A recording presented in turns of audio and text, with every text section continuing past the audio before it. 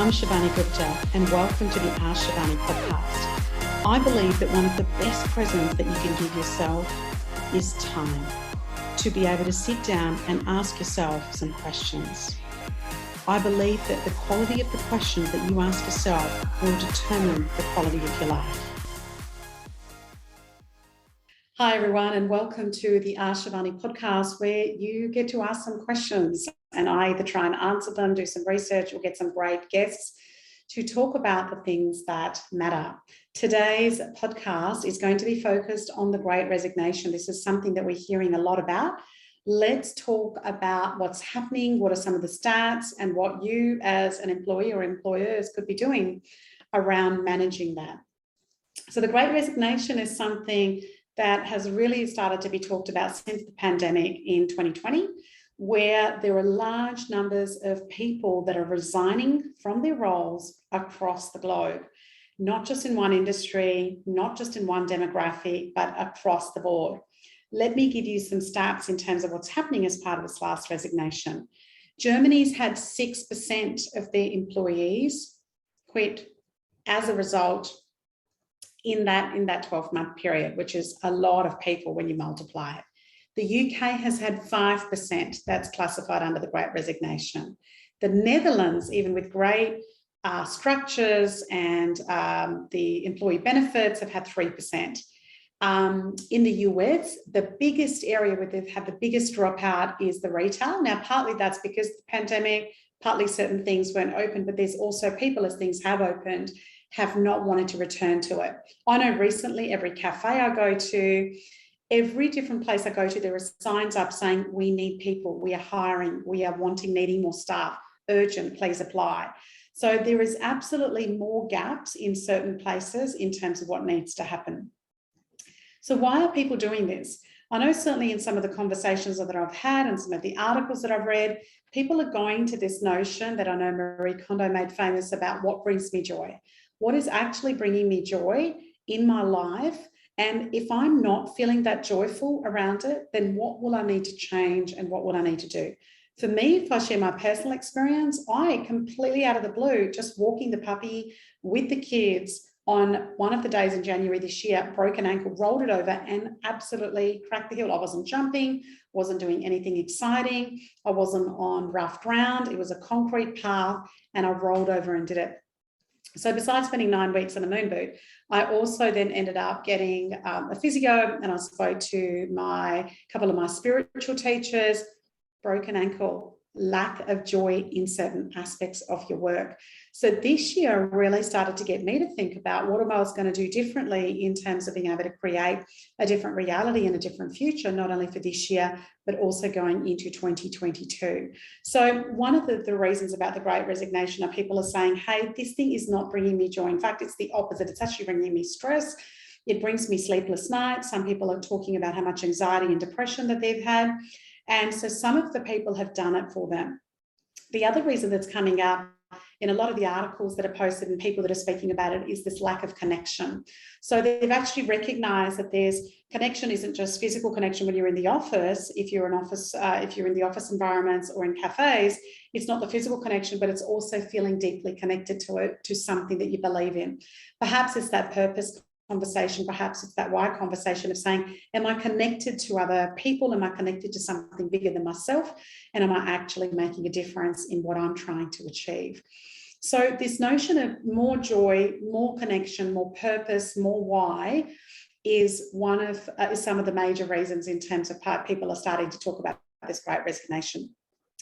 And people have also started to question this word ambition. Ambition's often been a judge word. I actually think ambition's a great word because ambition just talks about here are my goals, here are my aspirations, here is what I'm ambitious about.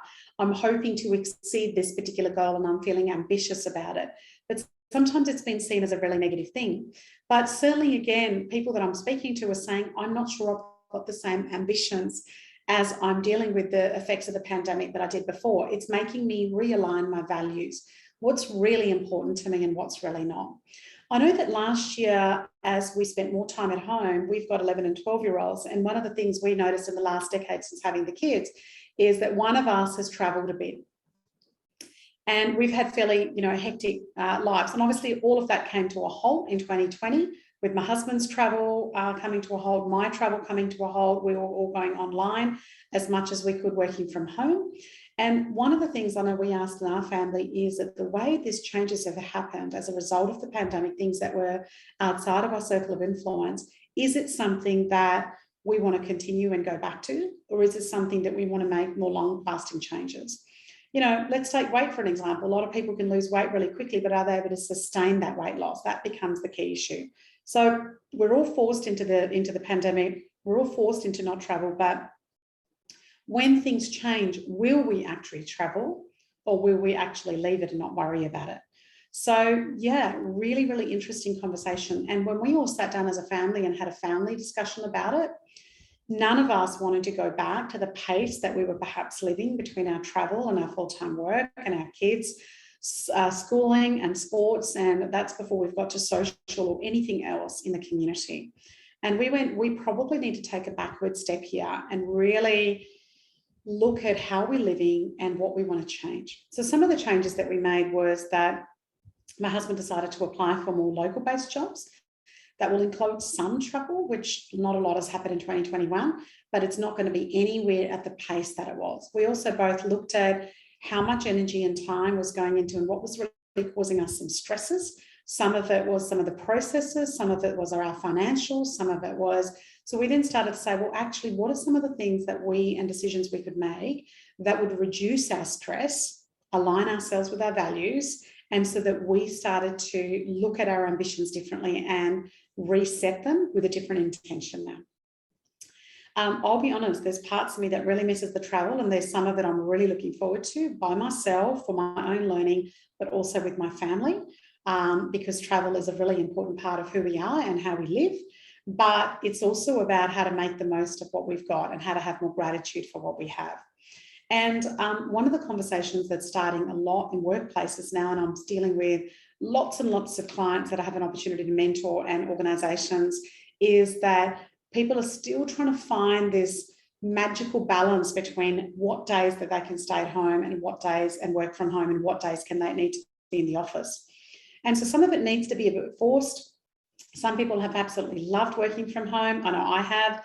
Other people have absolutely disliked it because they've really missed that human connection. And particularly if you have really little children at home and you're trying to manage all of that, I could see that that would be a lot more challenging than for us having tweens and for people that perhaps have got older kids or don't have any children. It would be a very different landscape in terms of how you manage some of your time. And the other increasing trend that I'm seeing, and I know that it's a small sample size with the number of people that I'm mentoring, is a lot of people going into 2022 are asking the questions, how could they restructure their role so that they could actually work 4 days? How could they potentially get paid for 4 to 4.5 days? But how could they work longer hours? So some of my clients have now started saying, actually, what they'll do is do 9, 9.5 or 10-hour days, 4 days a week, work longer those hours so they are still on a full-time salary, and looking at how we can restructure and renegotiate that with the workplace and come up with different parameters around that. The other thing that people are saying is, actually, I'm happy to take a 20% pay cut, and I'm now wanting to really manage a bunch of other things that I've learned from the pandemic, and I want to work a lot less hours.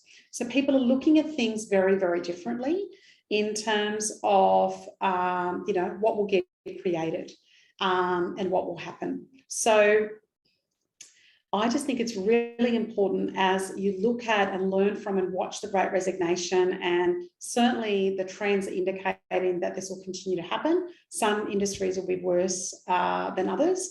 I know, like I said, a lot of cafes, restaurants are really, really short-staffed, and people are really realigning in terms of who they are, and also the question becomes what happens to some of those industries in the long run as well. So I hope today just gets you to think about, are you seeing the trends in your industry?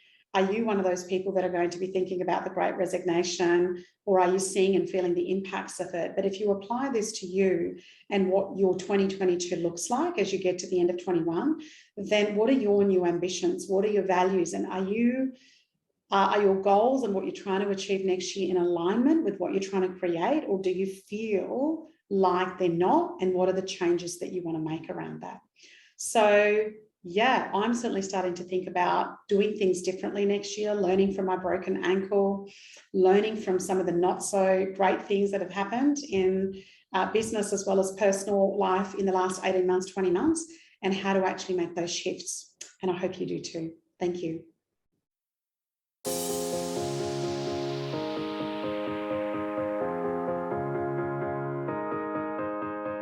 I'm Shivani Gupta, and you've been listening to the Ask Shivani podcast, where I got to ask some questions. Thank you so much for listening. Please follow Ask Shivani on Facebook, Instagram, and LinkedIn. And if you haven't done so, please go to the Apple podcast and subscribe, rate, and review this podcast. It would mean a lot. Thank you.